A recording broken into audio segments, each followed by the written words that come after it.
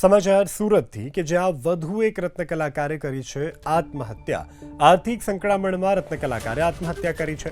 કતાર ગામના નારાયણનગરમાં રહેતા ભવનભાઈ પરમારે આત્મહત્યા કરી છે। મૃતક હીરાના કારખાનામાં કરતા હતા કામ અને એકલા રહેતા હતા। હીરામાં મંદી ચાલતી હોવાનું અને દૈનિક કામ ન મળતું હોવાનું રટણ કરતા હતા।